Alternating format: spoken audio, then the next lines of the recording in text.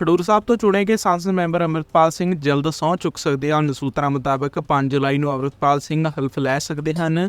ਪੰਜਾਬ ਸਰਕਾਰ ਨੇ ਅੰਮ੍ਰਿਤਪਾਲ ਨੂੰ ਸਹੁੰ ਚੁਕਾਉਣ ਲਈ ਲੋਕ ਸਭਾ ਸਪੀਕਰ ਓਮ ਬਿਰਲਾ ਨੂੰ ਅਰਜੀ ਭੇਜੀ ਹੈ। ਫਿਲਹਾਲ ਐਨਐਸਏ ਤਹਿਤ ਅੰਮ੍ਰਿਤਪਾਲ ਸਿੰਘ ਖਡੂਰ ਸਾਹਿਬ ਜੇਲ੍ਹ ਵਿੱਚ ਬੰਦ ਹਨ। ਕਾਬਲੇ ਗੌਰ ਹੈ ਕਿ ਜੇਲ੍ਹ ਵਿੱਚ ਬੰਦ ਅੰਮ੍ਰਿਤਪਾਲ ਨੇ ਖਡੂਰ ਸਾਹਿਬ ਤੋਂ ਆਜ਼ਾਦ ਉਮੀਦਵਾਰ ਵਜੋਂ ਚੋਣ ਜਿੱਤੀ ਸੀ ਅਤੇ ਉਹਨਾਂ ਨੇ ਵੱਡੀ ਜਿੱਤ ਦਰਜ ਕੀਤੀ ਸੀ। ਦਰਅਸਲ ਪਰਿਵਾਰ ਦੀ ਤਰਫੋਂ ਡੀਸੀ ਅੰਮ੍ਰਿਤਸਰ ਨੂੰ ਪੈਰੋਲ ਲਈ ਅਰਜੀ ਭੇਜੀ ਗਈ। ਇਸ ਉੱਤੇ ਕਾਰਵਾਈ ਕਰਦਿਆਂ ਪੰਜਾਬ ਸਰਕਾਰ ਵੱਲੋਂ ਲੋਕ ਸਭਾ ਸਪੀਕਰ ਨੂੰ ਅਰਜੀ ਭੇਜੀ ਗਈ ਹੈ ਅਤੇ ਇਸ ਦੇ ਨਾਲ ਹੀ ਪੰਜਾਬ ਸਰਕਾਰ ਤੋਂ ਦਰਖਾਸਤ ਮਿਲਣ ਤੋਂ ਬਾਅਦ ਅੰਮ੍ਰਿਤਪਾਲ ਦੇ ਪਰਿਵਾਰ ਨੇ ਸਪੀਕਰ ਨੂੰ ਮਿਲਣ ਦਾ ਵੀ ਸਮਾਂ ਮੰਗਿਆ ਹੈ ਅਤੇ ਹੁਣ ਉਮੀਦ ਕੀਤੀ ਜਾ ਰਹੀ ਹੈ ਕਿ ਅੰਮ੍ਰਿਤਪਾਲ ਸਿੰਘ ਜਲਦ ਐਮਪੀ ਵਜੋਂ ਸਹੁੰ ਚੁੱਕ ਸਕਦੇ ਹਨ। ਦੱਸਦੇ ਕਿ ਸ਼੍ਰੋਮਣੀ ਅਕਾਲੀ ਦਲ ਦੀ ਸੰਸਦ ਮੈਂਬਰ ਹਰਸਿਮਰਤ ਕੌਰ ਬਾਦਲ ਨੇ ਵੀ ਸਦਨ ਵਿੱਚ ਅੰਮ੍ਰਿਤਪਾਲ ਨੂੰ ਸਹੁੰ ਚੁਕਾਉਣ ਨੂੰ ਲੈ ਕੇ ਵੀ ਵੱਡੀਆਂ ਗੱਲਾਂ ਕਹੀਆਂ। ਉਹਨਾਂ ਅੰਮ੍ਰਿਤਪਾਲ ਬਾਰੇ ਕਿਹਾ ਕਿ ਸੰਸਦ ਮੈਂਬਰ ਖਡੂਰ ਸਾਹਿਬ ਤੋਂ ਜਿੱਤੇ ਅੰਮ੍ਰਿਤਪਾਲ ਨੂੰ ਲੋਕਾਂ ਨੇ ਜਿਤਾ ਦਿੱਤਾ, ਪਰ ਤੁਸੀਂ ਅੰਮ੍ਰਿਤਪਾਲ ਨੂੰ ਸਹੁੰ ਚੁੱਕਣ ਨਹੀਂ ਦੇ ਰਹੇ। ਇਹ ਸਿੱਖਾਂ ਨਾਲ ਧੱਕਾ ਨਹੀਂ ਤਾਂ ਹੋਰ ਕੀ ਹੈ। ਸਾਡਾ ਤਾਂ ਜੀ ਇੱਕ ਪੰਜਾਬ ਦਾ ਮੈਂਬਰ ਆਫ ਪਾਰਲੀਮੈਂਟ ਖਡੂਰ ਸਾਹਿਬ ਤੋਂ ਜਿਹਨੂੰ ਲੋਕਾਂ ਨੇ ਜਿਤਾਤਾ, ਤੁਸੀਂ ਤਾਂ ਉਹਨੂੰ ਵੀ ਸ਼ਬਦ ਲੈਣ ਨਹੀਂ ਦੇ ਰਹੇ ਤੇ ਸਿੱਖਾਂ ਦੇ ਨਾਲ ਧੱਕਾ ਨਹੀਂ ਹੈ। ਤੇ ਕਿਹਾ ਹੈ, ਮੈਂ ਬੇਨਤੀ ਕਰਦੀ ਹਾਂ, ਲੋਕਾਂ ਦੇ ਮੈਂਡੇਟ ਨੂੰ ਸਤਿਕਾਰਨਾ ਹਰ ਸਰਕਾਰ ਦਾ ਫਰਜ਼ ਹੁੰਦਾ ਹੈ। लेकिन बैकडोर एमरजेंसी जी हो रही है, UAPA लगा के NSA लगा के ये नवा जो कानून आया जो पुलिस को इन्ने पावर दे, ये भी एक तरह की एमरजेंसी है। सो हर तरह समाप्त करें। ਜਲੰਧਰ ਜਿਮਨੀ ਚੋਣ ਦੌਰਾਨ ਆਪ ਨੂੰ ਵੱਡਾ ਹੁਲਾਰਾ ਮਿਲਿਆ ਹੈ। ਇੱਥੋਂ ਅਕਾਲੀ ਦਲ ਦੀ ਉਮੀਦਵਾਰ ਸੁਰਜੀਤ ਕੌਰ ਆਪ ਵਿੱਚ ਸ਼ਾਮਲ ਹੋ ਗਏ ਹਨ। ਮੁੱਖ ਮੰਤਰੀ ਭਗਵੰਤ ਮਾਨ ਨੇ ਉਹਨਾਂ ਨੂੰ ਸ਼ਾਮਲ ਕਰਵਾਇਆ ਹੈ। ਦੱਸਦੇ ਕਿ ਅਕਾਲੀ ਦਲ ਨੇ ਸੁਰਜੀਤ ਕੌਰ ਨੂੰ ਜਲੰਧਰ ਜਿਮਨੀ ਚੋਣ ਲਈ ਉਮੀਦਵਾਰ ਬਣਾਇਆ ਸੀ, ਪਰ ਬਾਅਦ ਵਿੱਚ ਸਮਰਥਨ ਵਾਪਸ ਲੈ ਲਿਆ ਸੀ। ਇਸ ਸਮੇਂ ਅਕਾਲੀ ਦਲ ਵਿੱਚ ਵੱਡੇ ਪੱਧਰ ਉੱਤੇ ਬਗਾਵਤ ਚੱਲ ਰਹੀ ਹੈ। ਇਸ ਦੌਰਾਨ ਬਾਗੀ ਧੜੇ ਵੱਲੋਂ ਬੀਬੀ ਸੁਰਜੀਤ ਕੌਰ ਨੂੰ ਸਮਰਥਨ ਦਿੱਤਾ ਗਿਆ ਸੀ, ਜਦਕਿ ਸੁਖਬੀਰ ਸਿੰਘ ਬਾਦਲ ਧੜੇ ਵੱਲੋਂ ਬਸਪਾ ਉਮੀਦਵਾਰ ਨੂੰ ਹਮਾਇਤ ਦਿੱਤੀ ਗਈ ਹੈ। ਹੁਣ ਅਚਾਨਕ ਅਕਾਲੀ ਦਲ ਵੱਲੋਂ ਐਲਾਨੀ ਉਮੀਦਵਾਰ ਆਪ ਵਿੱਚ ਸ਼ਾਮਲ ਹੋ ਗਈ ਹੈ। ਮਾਨਸੂਨ ਪੰਜਾਬ ਵਿੱਚ ਪਹੁੰਚ ਗਿਆ ਹੈ ਤੇ ਲਗਾਤਾਰ ਅੱਗੇ ਵਧ ਰਿਹਾ ਹੈ। ਜਿਸ ਰਫ਼ਤਾਰ ਨਾਲ ਮਾਨਸੂਨ ਅੱਗੇ ਵਧ ਰਿਹਾ ਹੈ, ਇਹ ਆਉਣ ਵਾਲੇ 3 ਦਿਨਾਂ ਵਿੱਚ ਪੂਰੇ ਪੰਜਾਬ ਨੂੰ ਕਵਰ ਕਰ ਲਵੇਗਾ। ਇਸ ਦੇ ਨਾਲ ਹੀ ਮੌਸਮ ਵਿਭਾਗ ਨੇ ਪੰਜਾਬ ਦੇ ਵੱਖ-ਵੱਖ ਜ਼ਿਲ੍ਹਿਆਂ ਵਿੱਚ ਮੀਂਹ ਨੂੰ ਲੈ ਕੇ ਅਲਰਟ ਜਾਰੀ ਕੀਤਾ ਹੈ। ਇਸ ਸਭ ਦੇ ਦਰਮਿਆਨ ਪੰਜਾਬ ਦਾ ਤਾਪਮਾਨ ਤਾਂ ਆਮ ਹੋ ਗਿਆ ਹੈ, ਪਰ ਨਮੀ ਨੇ ਲੋਕਾਂ ਨੂੰ ਪਰੇਸ਼ਾਨ ਕਰਨਾ ਸ਼ੁਰੂ ਕਰ ਦਿੱਤਾ ਹੈ। ਮੌਸਮ ਵਿਭਾਗ ਅਨੁਸਾਰ ਪੰਜਾਬ ਦੇ ਮਾਝਾ ਤੇ ਦੁਆਬੇ ਤੋਂ ਬਾਅਦ ਮਾਲਵਾ ਵਿੱਚ ਵੀ ਮਾਨਸੂਨ ਨੇ ਦਸਤਕ ਦੇਣੀ ਸ਼ੁਰੂ ਕਰ ਦਿੱਤੀ ਹੈ। ਮਾਨਸੂਨ ਨੇ ਪੂਰੇ ਚੰਡੀਗੜ੍ਹ ਨੂੰ ਕਵਰ ਕਰ ਲਿਆ ਹੈ, ਜਿਸ ਤੋਂ ਬਾਅਦ ਮਾਨਸੂਨ ਲੁਧਿਆਣਾ ਤੇ ਰਾਜਪੁਰਾ ਵੀ ਪਹੁੰਚ ਗਿਆ ਹੈ। ਭਾਵੇਂ ਮਾਨਸੂਨ ਨੂੰ ਪੰਜਾਬ ਵਿੱਚ ਦਾਖਲ ਹੋਏ ਕਈ ਦਿਨ ਹੋ ਗਏ ਹਨ, ਪਰ ਕੁਝ ਜ਼ਿਲ੍ਹਿਆਂ ਵਿੱਚ ਛੱਡ ਕੇ ਹਜੇ ਤੱਕ ਮੀਂਹ ਨਹੀਂ ਪਿਆ। 18ਵੀਂ ਲੋਕ ਸਭਾ ਦੇ ਗਠਨ ਤੋਂ ਬਾਅਦ ਸੰਸਦ ਵਿੱਚ ਪਹਿਲਾ ਸੈਸ਼ਨ ਚੱਲ ਰਿਹਾ ਹੈ। ਸ਼ੁਰੂਆਤ ਤੋਂ ਹੀ ਇਹ ਸੈਸ਼ਨ ਜ਼ੋਰਾਂ ਸ਼ੋਰਾਂ ਨਾਲ ਸਰਕਾਰ ਤੇ ਵਿਰੋਧੀ ਧਿਰ ਦੇ ਇੱਕ ਦੂਜੇ ਤੇ ਸ਼ਬਦੀ ਹਮਲੇ ਕਰ ਰਹੇ ਹਨ ਅਤੇ ਇਸ ਦੌਰਾਨ ਪੰਜਾਬ ਕਾਂਗਰਸ ਦੇ ਪ੍ਰਧਾਨ ਅਤੇ ਲੁਧਿਆਣਾ ਤੋਂ ਸੰਸਦ ਮੈਂਬਰ ਅਮਰਿੰਦਰ ਸਿੰਘ ਰਾਜਾ ਵੜਿੰਗ ਨੇ ਆਪਣੀ ਗੱਲ ਰੱਖਣੀ ਸ਼ੁਰੂ ਕਰ ਦਿੱਤੀ।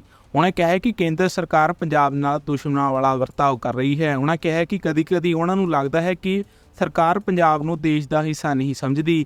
ਉਹਨਾਂ ਅੱਗੇ ਕਿਸਾਨਾਂ ਬਾਰੇ ਬੋਲਦੇ ਹੋਏ ਕਿਹਾ ਕਿ ਜੋ ਸਰਕਾਰ ਪੂਰੇ ਦੇਸ਼ ਦਾ ਢਿੱਡ ਭਰਦਾ ਹੈ, ਉਸ ਨੂੰ ਧਰਨੇ ਲਾਉਣ ਲਈ ਮਜਬੂਰ ਕਰ ਦਿੱਤਾ ਗਿਆ ਹੈ। ਦਿੱਲੀ ਦੇਸ਼ ਦਾ ਹਿੱਸਾ ਹੈ ਤਾਂ ਫਿਰ ਇਹ ਉਹਨਾਂ ਨੂੰ ਦਿੱਲੀ ਜਾਣ ਤੋਂ क्यों रोका जा रहा है। मैं अपने किसान की बात करना चाहता हूं। पिछले 1.5 साल से सभापति साहब, पंजाब का किसान, देश का किसान, आज बड़ी बड़ी बातें की गई। आदरणीय मंत्री महोदय कहे कि हमने एमएसपी दी है। एमएसपी आपने दी है। 1967 में कांग्रेस की सरकार ने किसान के लिए एमएसपी दिया था। जब देश भूखा मर रहा था तो पंजाब के लोगों ने, इन किसानों ने, देश के किसानों ने देश के लोगों का पेट भरने का काम किया। आज कोई आसान नहीं कर रहा कि हम उनको एमएसपी दे रहे हैं। किसान लीगल गारंटी मांगता है सभापति साहब, एमएसपी की लीगल गारंटी। आपको मैं बताना चाहता हूं, 700 किसान पंजाब का शहीद हुआ। और मेरी एक आदरणीय हमारी संसद ने उन किसानों की मांओं के बारे में ये कहा कि ये तो 100-100 रुपए पे भाड़े पे लाए हुए लोग हैं। मेरे को शर्म आती है इस बात की। वो किसान, और आज वो किसान दिल्ली के बॉर्डर अपनी बात सुनाने के लिए दिल्ली आना चाहता है। क्या दिल्ली देश से अलग है? क्या दिल्ली में पंजाब के किसान नहीं आ सकते? हमें हरियाणा के बॉर्डर पर रोककर हमारे पर गोलियां चलाई जा रही हैं। हजारों लोग किसान हमारे वहां पर इंजर्ड हुए और कईयों की मृत्यु हो गई, मौत हो गई है। लेकिन सरकार की तरफ से गर्मी है, 45-47 डिग्री में बैठा किसान चीख चीख कर पुकार रहा है कि हमें एमएसपी की लीगल गारंटी दो, हमने दिल्ली जाना है। लेकिन उनको आदेश है हरियाणा की पुलिस को, यह देश के गृह मंत्री के द्वारा दिया गया आदेश कि पंजाब का अगर कोई व्यक्ति दिल्ली की तरफ किसान मुंह करेगा तो गोलियों से उसको मार दिया जाएगा। ऐसा हमारे साथ व्यवहार हो रहा है सभापति साहब, ये हालात है।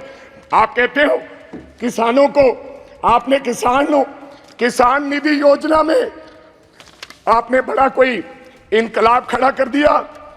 आपने कहा कि 3,20,000 करोड़ लोगों को हमने 20,000 करोड़ दिया है किसान निधि योजना के तहत। मैं पंजाब की बात बताना चाहता हूं, आंदोलन के बाद हमारे साथ किस प्रकार का व्यवहार हुआ। 2019-20 में 23 लाख लोगों को किसान निधि योजना का फायदा मिलता था। जब हम आंदोलन किया, सरकार को काले कानून जो 3 बने थे वो सस्पेंड करने पड़े, वापस नहीं लिए। तो इन्होंने कहा कि अब इनकी निधि योजना बंद करो। 2023 और 24 में ऑन रिकॉर्ड बोल रहा हूं, फ्लोर ऑफ द हाउस, 8,56,000 लोगों के किसान निधि योजना से नाम काट दिए गए। ये छोटी बात नहीं है। और कहा गया कि इनके कागज इनकम्प्लीट थे, इसलिए हमने इनके ये खाते काट दिए गए। तो पहले आपने कैसे दे दिए 23.5 लाख लोगों को। मैं चलो ज्यादा कुछ ना कहते हुए मैं आगे एक बात और करनी चाहता हूं सभापति साहब, ये किसान का हाल है। मैं बताना चाहता हूं, अभी मैं पेज नंबर 19 पे पढ़ रहा था कि ये भारतीय न्याय संहिता यानी कि penal code will come into force in the country from the 1st of July, लोगों को इंसाफ देने के लिए। और देश के गृह मंत्री ने लॉ एंड ऑर्डर की बात कही कि पंजाब में लॉ एंड ऑर्डर की स्थिति ठीक नहीं है। आज से 4-5 महीने पहले मैं आपको ये कहना चाहता हूं, आप लोगों को जस्टिस देने के लिए ये लॉ लेकर आ रहे हैं। आप कभी पाकिस्तान की बात करते हैं, कभी चाइना की बात करते हैं, कभी कुछ और कहते हैं, लेकिन मैं आज इस सदन में एक बात कहनी चाहता हूं। सभापति साहब, हमारा एक साथी था, उसका नाम था सिद्धू मूसेवाला, एक कलाकार था, दुनिया में उसका नाम था। चाहे तमिलनाडु हो, चाहे महाराष्ट्र हो, चाहे केरला हो, चाहे न्यूयॉर्क हो, उसके गाने पर दुनिया झूम उठती थी। और मैं ये भी कहना चाहता हूं सभापति साहब, टाइम्स स्क्वायर न्यूयॉर्क में हर तीसरे दिन सिद्धू मूसेवाला बजता है। बिलबोर्ड दुनिया के 100 गाने, उनमें से सिद्धू मूसेवाला हर रोज पहले, दूसरे, तीसरे नंबर पे वो व्यक्ति रहता है। उसके साथ हुआ क्या, मैं आज इस सदन को जानकारी और बताना चाहता हूं आपके माध्यम से। क्या हुआ 28 साल के नौजवान के साथ। हम नेशनल सिक्योरिटी की बात करते हैं, आप कहते हैं हिंदुस्तान में परिंदा भी पर नहीं मार सकता। आप ये कहते हैं कि हम हैं, चिंता मत कीजिए। लेकिन क्या हुआ, नौजवान 28 साल के नौजवान को गोलियों से मार कर 10 गोलियां मारकर दिन दहाड़े मार दिया गया। और मारा किसने सभापति साहब? बहुत से लोग मारे जाते हैं, मारा किसने? एक तिहाड़ जेल में बैठा एक गैंगस्टर जिसका नाम लॉरेंस बिश्नोई है, उसने मारकर कहा, जेल से इंटरव्यू दिया और कहा मैंने मारा है। अभी तो सिद्धू मूसेवाला मारा है, अभी इसके बाप को भी मरना होगा। जेल से इंटरव्यू दिया। आप नेशनल सिक्योरिटी की बात करते हैं, कब इंसाफ मिलेगा सिद्धू मूसेवाला को? क्या होगा 28 साल का नौजवान जिसकी मां के एक बेटा था, एक, और बिना शादी के ब्याह में हमारे सर पर सेरे बांधे जाते हैं, सेराबंदी होती है, आपके भी होती है। डेड बॉडी पड़ी सी, डेड बॉडी पर मेरी उस मां ने, सिद्धू मूसेवाले की मां ने फिर सेरा लेकर आए और अपने बेटे के लाश पर सर पर सेरा बांध के उसकी बधाई दी है। ये हालात हैं। आप देश के गृह मंत्री हैं, इंसाफ दिलाएं और जेलों में बैठे ऐसे गैंगस्टर को आप निकाल के उस परिवार को इंसाफ दें। लास्ट बात सर, 1 मिनट में खत्म करूंगा। आप सभापति साहब, मैं ये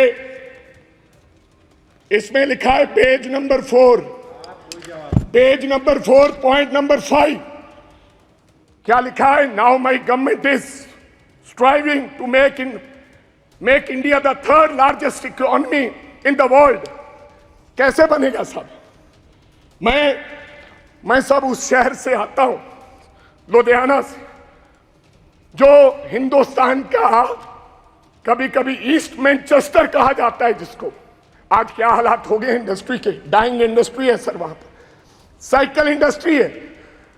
लोग छोड़ के कारोबार धंधा बंद करके अब चले जा रहे हैं लुधियाना छोड़ के। ये हालात कर दिए। मैं एक छोटी सी उदाहरण देना चाहता हूं। 10 साल में हमें इस सरकार ने कुछ नहीं दिया। अगर दिया है हिंदुस्तान की सरकार ने लुधियाना को, सबसे बड़ा शहर है पंजाब का, तो कोई खड़ा होकर व्यक्ति बता दे कि हमने ये दिया है। मैं क्या कहना चाहता हूं कि एक साइकिल इंडस्ट्री है साहब, या तो चाइना में साइकिल बनता है, या पंजाब में साइकिल बनता है।